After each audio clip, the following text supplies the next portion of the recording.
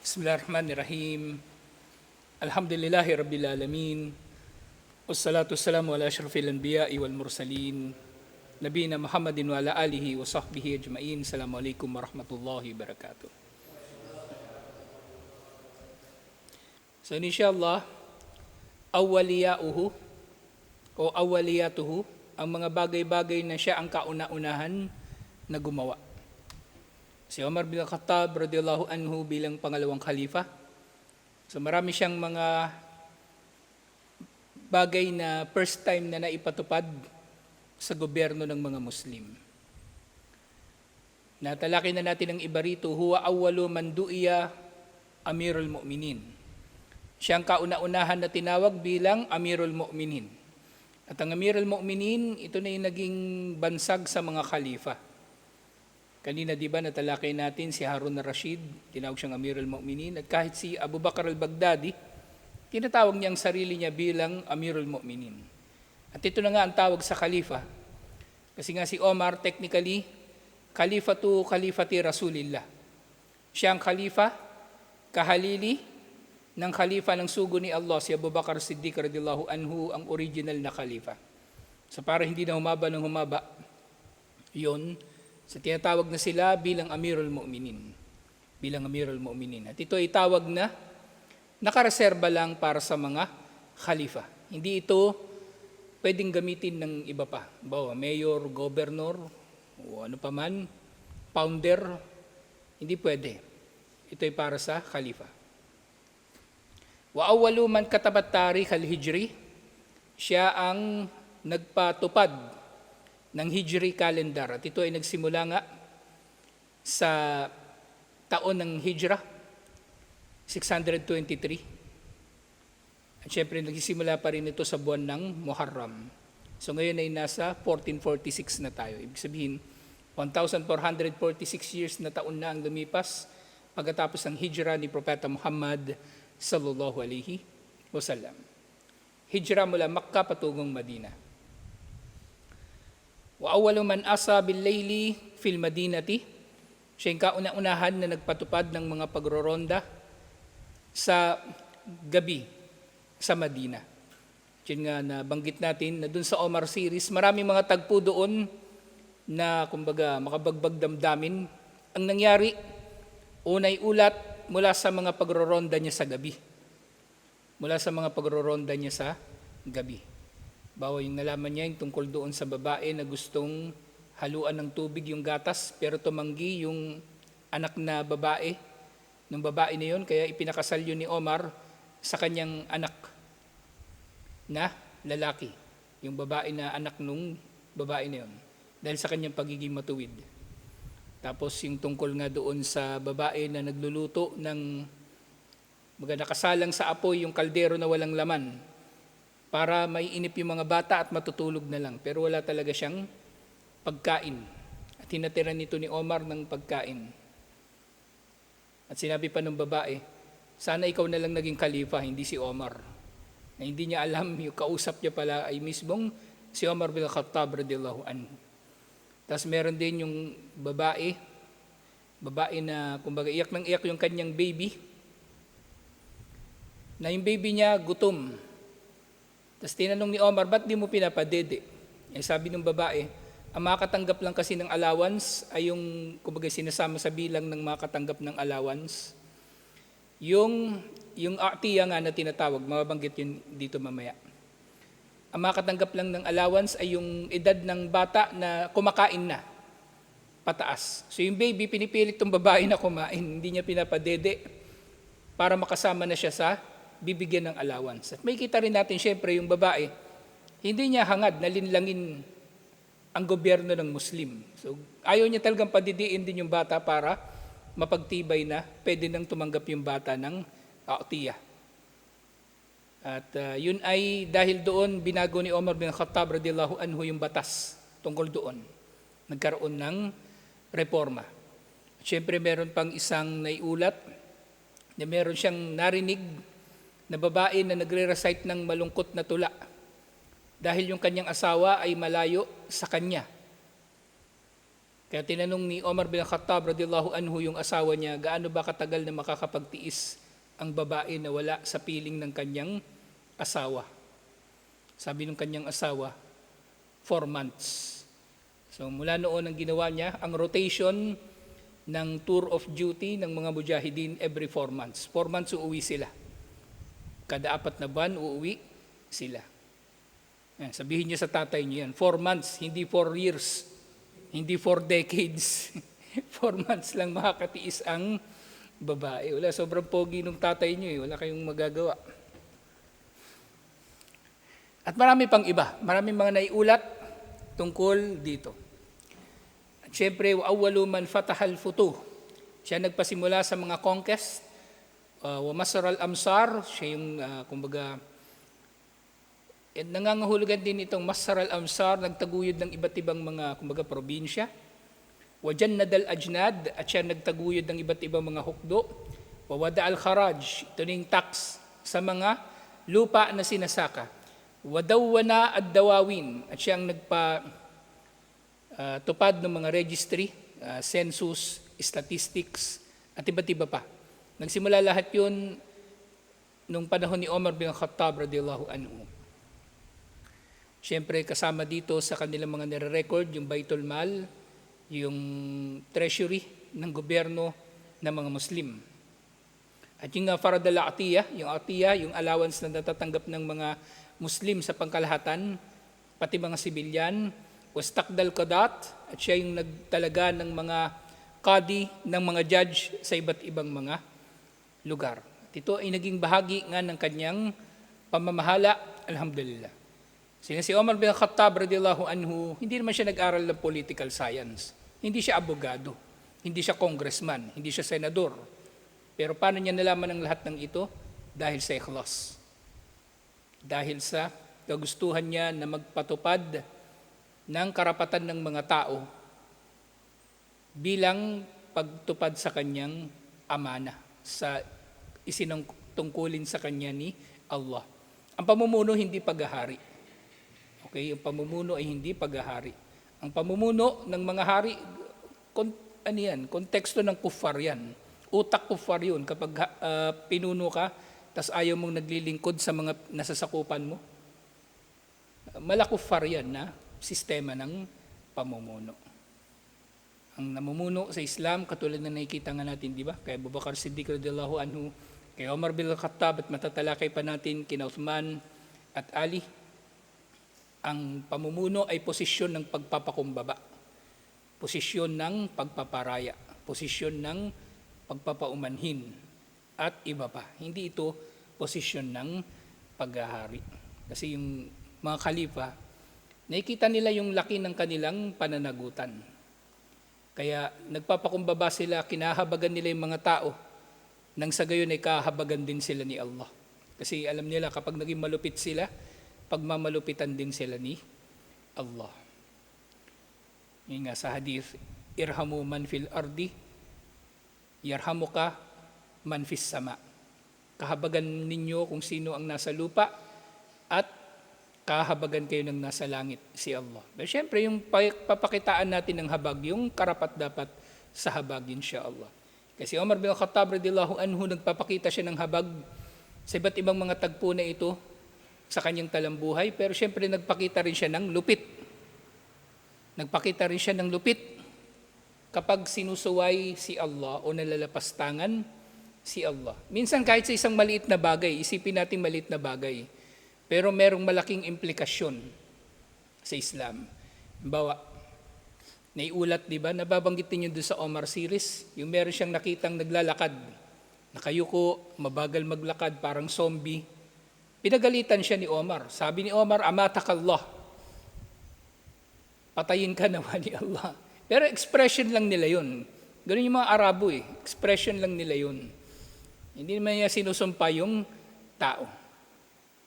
Sinasabi niya lang yun kasi hindi dapat ganoon. Ang Muslim dapat malakas. Ang Muslim dapat masigla.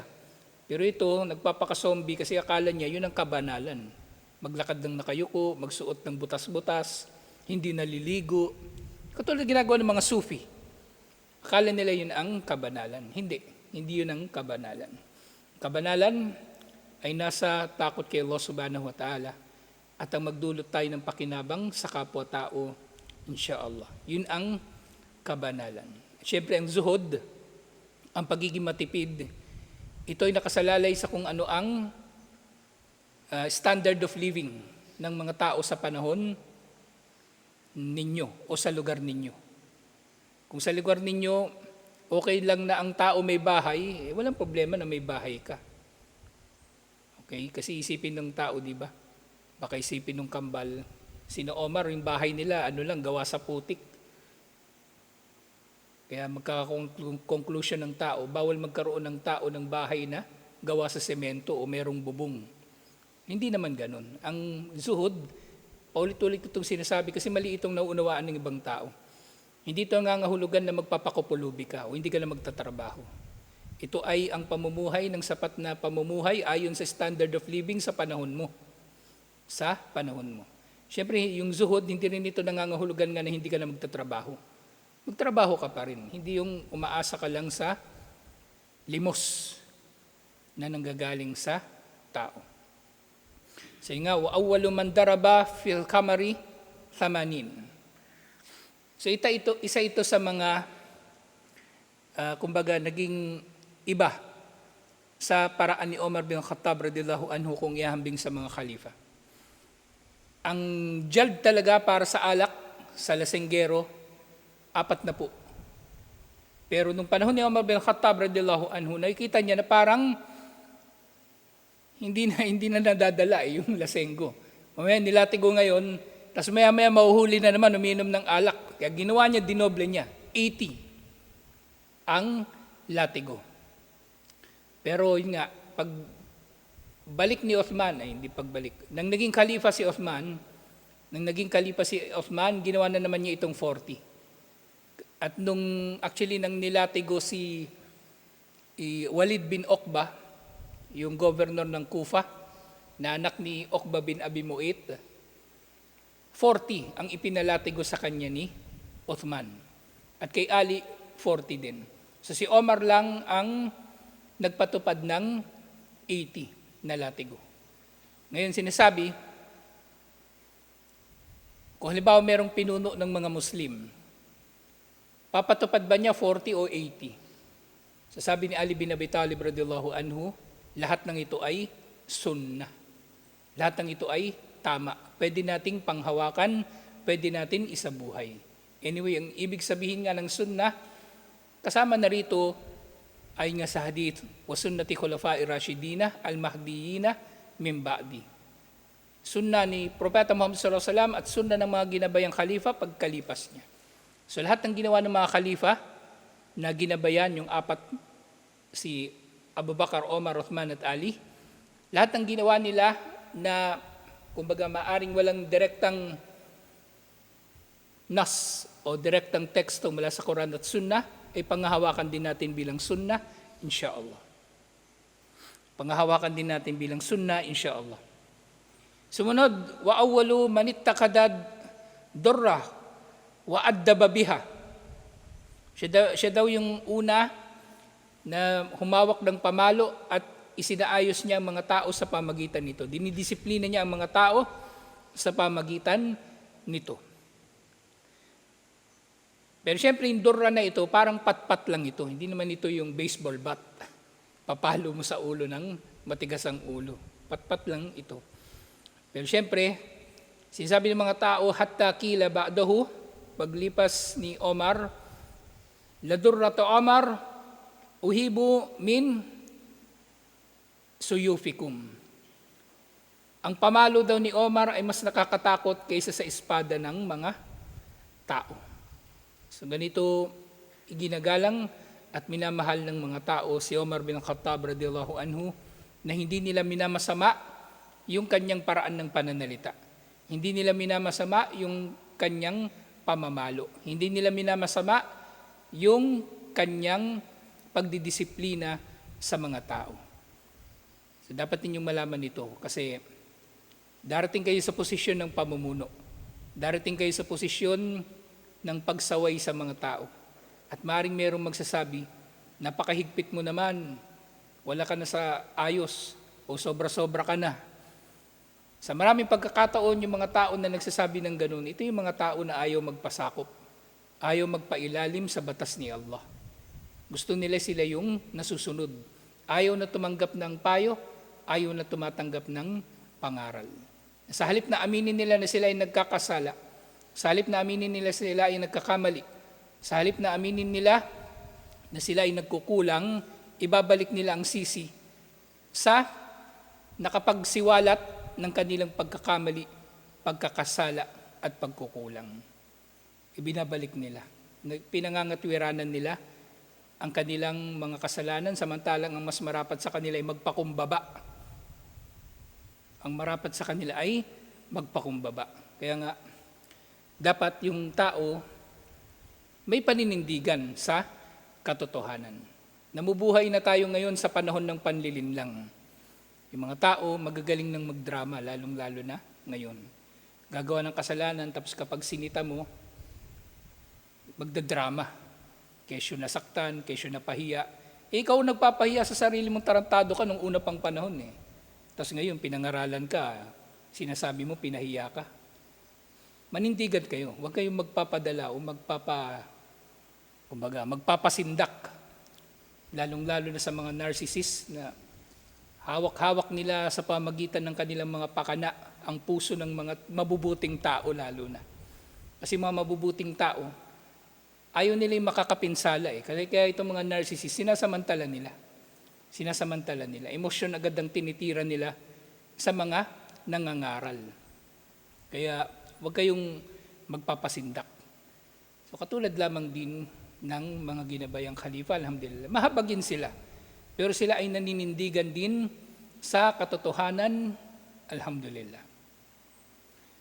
Sumunod, wa huwa alladhi wada'a al-kanadil fil masajidi fi Ramadan. Siya daw ang kauna-unahan na naglagay ng mga ilaw sa mga masjid sa Ramadan. At syempre, specific na tinukoy dito yung Ramadan kasi sa Ramadan, sa panahon niya, nagsimulang nagtipon ng mga tao sa Tarawih. Nagtipon muli ang mga tao sa Tarawih nung panahon ni Omar bin Khattab radhiyallahu anhu. Tinigil ito ni Propeta Muhammad sallallahu alaihi wasallam ang pagtitipon ng mga tao sa masjid para sa Tarawih nang sa gayon ay hindi aakalain ng mga tao na ito ay wajib. Hindi rin ito ginawa ni Abu Bakar Siddiq radhiyallahu anhu, pero pinatupad dito ni Omar bin Khattab radhiyallahu anhu. At syempre yung mga gumagawa ng bid'ah, pinangangatwiranan nilang kanilang mga bid'a, sinasabi nila si Omar nga gumawa ng bid'a pero tinatanggap ninyo ang Tarawih na bid'a hasana. So ano man ang katotohanan doon, sinabi man niya yun o hindi, na ang Tarawih ay bid'a hasana, hindi pa rin ito bid'a sa konteksto ng bid'a na ginagawa nilang maulid, ginagawa nilang pag-celebrate ang Al-Isra wal Mi'raj, yung ginagawa nilang pagdakila sa mga libingan at iba pa.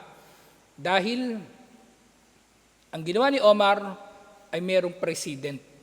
President, ibig sabihin, pinanggalingan ng batas, pinagmulan ng batas. Merong basehan.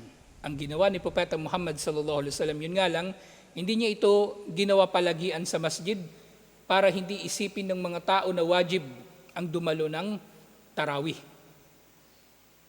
Hatta qala fihi Ali bin Abi Talib, sinabi ni Ali bin Abi Talib radhiyallahu anhu sa paglalagay ni Omar ng mga ilaw sa masjid sa Ramadan, nawwarallahu ala Omar.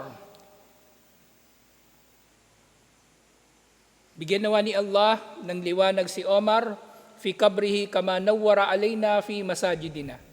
Bigyan nawa ni Allah ng liwanag si Omar sa kanyang libingan katulad ng kung paano niyang pinaliwanag para sa atin ang ating mga masjid.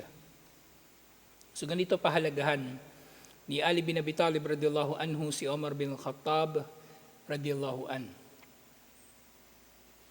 Isa pang naiulat tungkol sa kanya na kauna-unahan na siyang gumawa. Qala Ibn Sa'ad, ittakhadha Omar da'iran lid-daqiq. Faja'ala fiha ad-daqiq was-suwayq wat-tamar waz-zabib wa ma yahtaju ilayhi yu'inu bihi al-munkati. Wa wada'a ma bayna Makkah wal Madinati bitariki ma yuslihu man yankatiu bihi.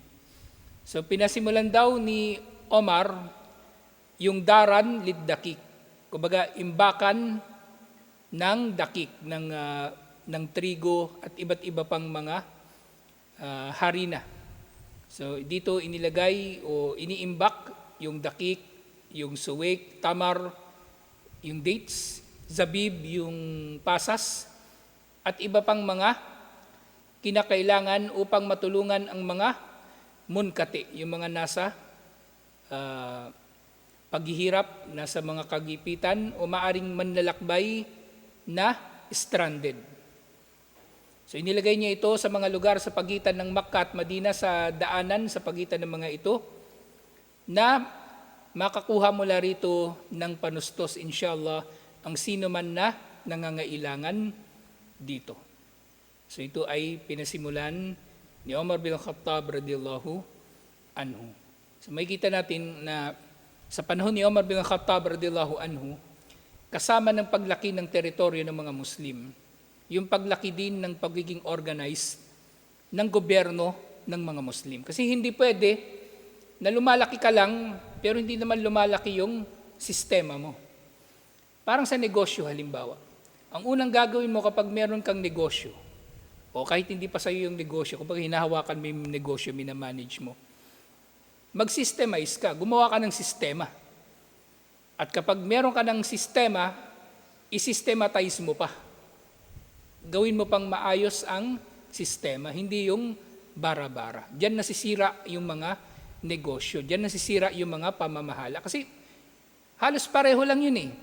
Yung negosyo tsaka yung pamumuno at yung pamamahala ng gobyerno. Kaya nga, sina Abu Bakar Siddiq radhiyallahu anhu, si Omar bin Khattab, si Uthman bin Affan, si Ali, o kahit si Propeta Muhammad sallallahu alaihi wasallam, yung kanilang mga experience sa pagninegosyo. Kaya sabihin nila, yun nga, lately napagtanto ko itong bagay na ito. Ang Muslim, dapat makaranas siya na maging negosyante. Kasi marami kang marirealize doon tungkol sa buhay mo. Kasi pag negosyante ka, hindi yung kasi minsan, di ba, empleyado ka. Minsan, petiks-petiks ka lang, susweldo ka pa eh. Pero pag negosyante ka, petiks-petiks ka, patay ka. Mag-i-effort ka talaga. Magugutom ka eh. Kaya, dapat, talaga, kumaga kung ako magandang experience para sa sino mang Muslim, yung magkaroon ng experience sa negosyo. Malugi ka man o kumbaga magtagumpay man ang negosyo mo, ang mahalaga nagkaroon ka ng experience.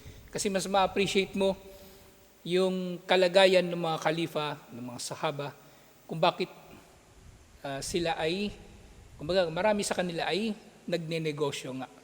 Marami sa kanila ay nagnenegosyo. Sumunod na nabanggit, wazada fil masjidin nabawi wa wasa'ahu wa farasyahu bil hasba. Pinalawak daw niya, siya daw ang kauna-unahan na nagpalawak ng Masjid an-Nabawi. Pero doon sa panahon ni Umar bin Khattab radhiyallahu anhu, syempre hindi napapaloob sa masjid, sa bakuran ng masjid, yung kwarto ni Propeta Muhammad sallallahu alaihi wasallam na doon siya nakalibing. Kumbaga doon sa kabilang direksyon nag-expand. At siya yung nagpasimulo ng Firash bil Hasba. Kumbaga yung Masjid an-Nabawi, yung sahig nun, nilagyan niya ng pebbles, ng maliliit na bato. Para nga hindi nga naman siya maputik halimbawa kapag mababasa at hindi siya mausok, malikabok kapag masyadong tuyo. So nga, meron ng sistema, pero dinagdagan pa muli ni Umar bin Khattab radhiyallahu anhu ng dagdag na sistema. Yung sa pamumuno, mag-systemize ka, kapag may system na, i-systematize mo pa. Magkaiba kasi yun eh. Systemization, maglagay ka ng sistema. Systematization, ayusin mo lalo, pagandahin mo lalo ang sistema. Sa lahat ng gawain, negosyo man yan, jihad, o pamumuno, pag-aaral. O, gawin mo ng sistema yung pag-aaral mo, hindi yung bara-bara lang. Kasi kung wala lang yung pag-aaral mo, o nag-aaral tayong Arabic ngayon, di ba? Wala kang sistema. Andito, nakaupo ka lang. Hindi ka nga nagtitake ng notes. Hindi mo nga kinakabisado yung mga pinapakabisado ko. O hindi mo, kumbaga, ini-internalize yung mga tinuturo ko. Walang mangyayari sa'yo. Hanggang dyan ka lang, paulit-ulit ka lang. Tapos bandang huli, sisisihin mo ko na hindi ako marunong magturo. Hindi pwede. Kailangan yung tao mag-e-effort. Hindi lahat ng bagay isusubo na lang sa tao. Kumbaga, yan palagi yung yung normal na ugali ng tao. Madalas ang tao, lalo-lalo ni walang ikhlas, kapag pumapalpak siya, lahat isisisi niya sa iba. Lahat sisisihin niya liban na lang sa kanyang sarili. Pero ang may ikhlas, insyaAllah, aaminin niya na meron siyang pagkukulang. Aaminin niya na meron siyang kahinaan. At dahil doon, masusolusyonan niya ang problema. Pero pag ang tao walang ikhlas, wala, paikot-ikot lang yun. Kada palpak niya, sisihin niya ganito. Puwalpak uli, ganito eh. Matapos paulit-ulit ang ginagawa niya, hindi nang binabago yung sarili niya, yung sistema niya, siya yung may problema. Pero isinisisi niya palagi sa iba. Kaya importante yung ikhlas. Sa ikhlas, nagsisimula ang lahat ng kabutihan. Sa ikhlas, nagsisimula yung mabuting asal. At sa ikhlas, magsisimula ang personal development ng Muslim. Ang personal development ng Muslim ay magsisimula rin sa ikhlas, inshallah. Hindi ito bara-bara. Hindi ito madadaan sa talino lang. Hindi porke matalino ka, maintindihan mo ang Islam kung wala kang ikhlas, hindi rin. Sige, nakabisado mo. O graduate ka ng Madina, o naging doktor ka pa, wala kang ikhlas, halimbawa lang ha. O anong resulta ngayon nung pagiging doktor mo? Wala, naging tindero ka lang sa tindahan mo. O naging ka lang, praile, asal praile, hindi ganon. Importante yung ikhlas sa lahat ng bagay, insyaallah. Panghuli, wa huwa alladhi akhrajal yahuda min al-Hijaz ila Syam. So si Umar bin Khattab radhiyallahu anhu, siya na yung nagpasimuno ng malawakan na pagpapalayas sa mga Hudyo mula sa Hijaz, doon sa lugar ng Makkah at Madina, patungo sa Syam. Di ba, nung panahon pa ni Propeta Muhammad sallallahu alaihi wasallam, yung Kainuka pinalayas mula sa Madina pagkatapos ng Badar. Napunta sila ng Syam. Yung Banu Nadir, pinalayas pagkatapos ng Uhud, napunta sila ng Khaybar. Yung Qurayda, pagkatapos ng Ghazwatul Khandaq, pinalayas din sila ng Madina.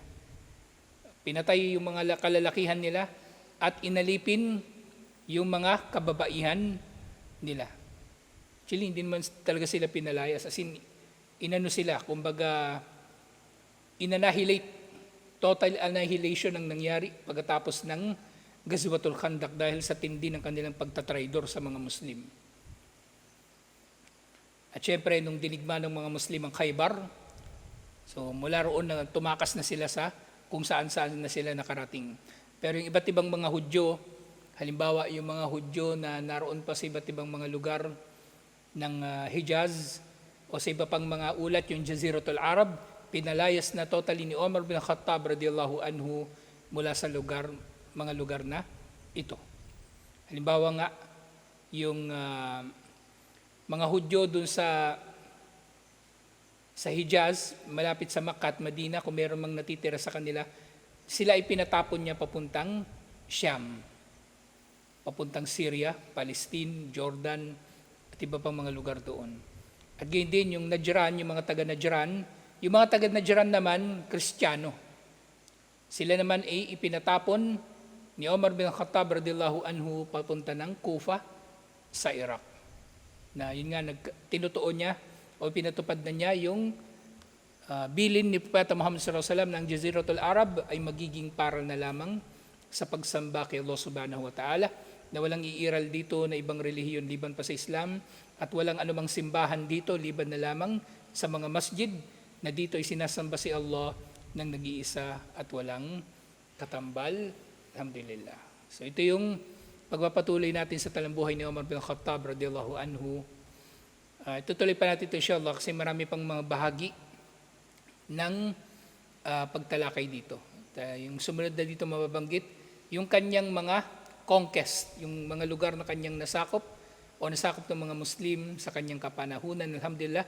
At nalalaman nga natin ang teritoryo, total na teritoryo na nasakop ng mga Muslim sa panahon ni Umar bin Khattab radhiyallahu anhu ay mas malaki pa sa total ng teritoryo ni Alexander the Great na halos sinasamba na ng mga kuffar. Ano lang talaga hindi lang talaga nila pinapansin ng mga Muslim.